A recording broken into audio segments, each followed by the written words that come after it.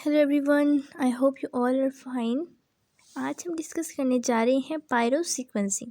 तो basically starting with what is pyrosequencing. तो pyrosequencing basically एक ऐसा प्रोसेस है जिसको in which the incorporation of DNA and dNTP is detected in the form of light. ठीक है, तो जैसे कि ये आप देख रहे हैं, ये दो डीएनए के जो हैं वो कम्प्लीमेंट्री स्ट्रैंड्स हैं, जिसमें कि जब यहाँ पे हम किसी भी स्ट्रैंड में डाई डीएनटीपी जो है वो ऐड करेंगे तो हमारे बहुत से पायरोफॉस्फेट जो है वो मॉलिक्यूल्स रिलीज होंगे।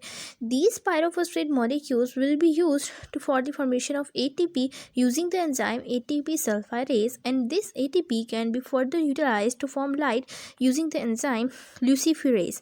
और ल्यूसीफेरेज जो है वो in addition substrate molecules use करता है जो कि है ल्यूसीफेरिन एंड ऑक्सीजन मॉलिक्यूल्स।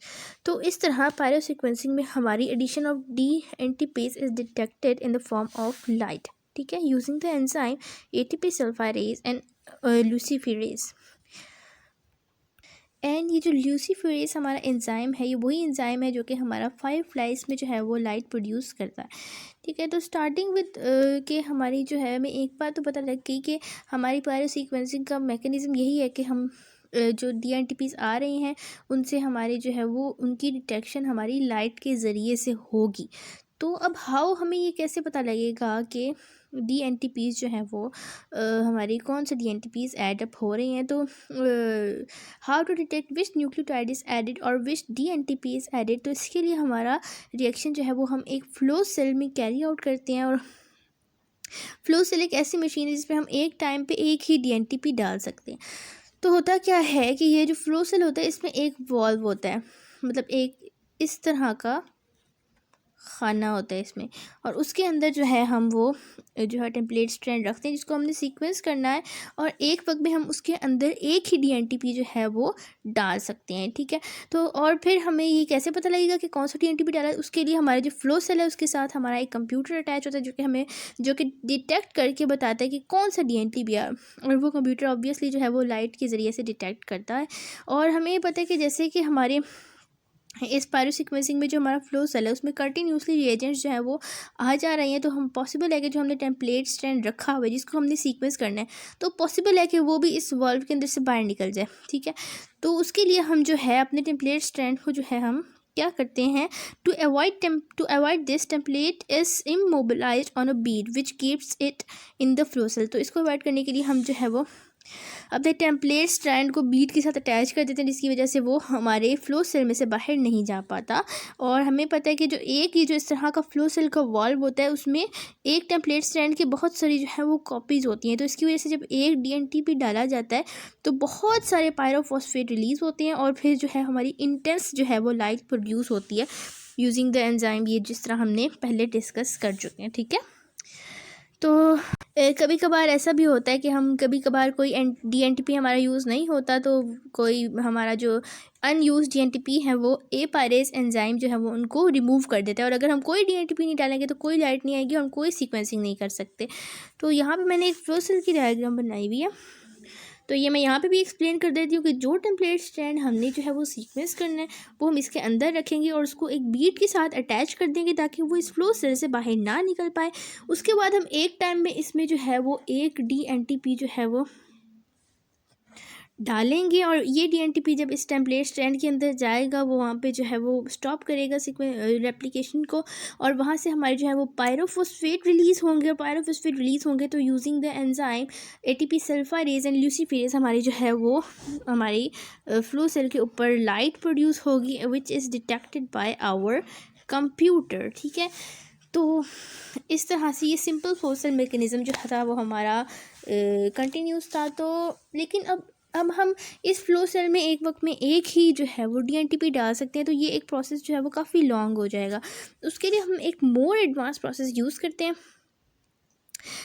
जो कि हमारा कैरी आउट होता है on a device which is called pico titer. तो पिको टाइटर में क्या होता है, इसमें हम different beads having different temperatures को हम ऐड कर सकते हैं। All the template strands are PCR amplified and immobilized and are placed on the pico titer.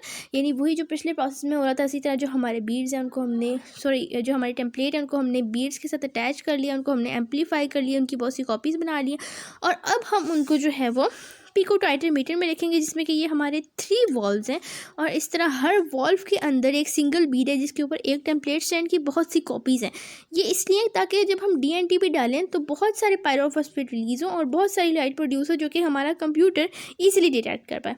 तो पिकोटाइटर मीटर में 3 वॉल्व हैं जिसके अंदर and each valve contains a single Beed having many copies of template. ठीक है, तो ये इस तरह से होगा। उसके बाद picotiter is then placed on the flow cell and reagents are flush. तो फिर ये जो हमारा पिकोटाइटर मीटर है जिसमें हमने जो है वो अपनी टेम्पलेट्स डाल दिए इसके वॉल्व में, उसके बाद हम इस पूरे पिकोटाइटर मीटर को उठा के अपने फ्लो सेल पे रख देंगे, क्योंकि बेसिकली जो हमारा कंप्यूटर है जिसने डिटेक्ट करना है कि कौन सा DNTP एडर है वो तो हमारा फ्लो सेल के अंदर ही है ना। ये तो हम जो है वो इसलिए ऐड करें ताकि हम डिफरेंट टेम्पलेट्स को जो है वो कर सकें, डिफरेंट टेम्पलेट्स को जो है एक वक्त में सीक्वेंस कर सके। ठीक है, तो इस पिकोटाइटर मीटर को हमने उठा के जो है वो एक फ्लो सेल पे रख देना और फिर जो उसमें हमने DNTPs डाल देने हर एक के अंदर, फिर पायरोफॉस्फेट रिलीज़ होंगे और फिर ल्यूसीफेरेस एंजाइम के जरिए हमारी लाइट प्रोड्यूस होगी और हमारा कंप्यूटर डिटेक्ट करके बताएगा कि वॉल्व 1 के अंदर कौन सा DNTP गया, वॉल्व 2 के अंदर कौन सा DNTP गया और वॉल्व 3 में कौन सा DNTP गया। तो ये जो हमने 3 टेम्पलेट्स हैं तीनों वॉल्व्स में डालेंगे depending upon the light produce as a result of the release of pyrophosphate which was produced as a result of addition of DNTP। वो हमें बताएगा कि कौन से जो है वो हमारे न्यूक्लियोटाइड्स हैं। ये आप देख रहे हैं कि जो वॉल्व 1 में जो लाइट निकली वो हमें बता रही है, डिटेक्ट कर रहा है कंप्यूटर के GTP डाला गया इसमें। तो टेम्पलेट 1 हम सीक्वेंस करेंगे G और उसके बाद जैसे जैसे DNTP हम डालते जाएंगे वो आगे फर्दर सीक्वेंसिंग करता जाएगा। टेम्पलेट जो वॉल्व 2 है इसमें हमें लाइट जो है वो कंप्यूटर डिटेक्ट करके बता रहा है कि इसमें 89 वाला DNTP डाला है, तो हम कहेंगे इसमें जो है ये A से स्टार्ट और आगे फर्दर जो है ये बताता जाएगा दिस प्रोसेस कंटिन्यूज। टेम्पलेट 3 में जो हमारा वॉल्व है वो हमें बता रहा है इसमें जो लाइट प्रोड्यूस हो रही है वो हमें इंडिकेट करिए कि इसमें थायमीन यानी DTP डाला गया, तो उसमें हम जो है वो T से स्टार्ट करेंगे सीक्वेंसिंग और सो ऑन। इसमें जैसे जैसे DNTP डालते जाएंगे लाइट प्रोड्यूस होती जाएगी, उसको डिटेक्ट करके हम जो है वो तीनों टेम्पलेट्स को इस तरह से सीक्वेंस करें।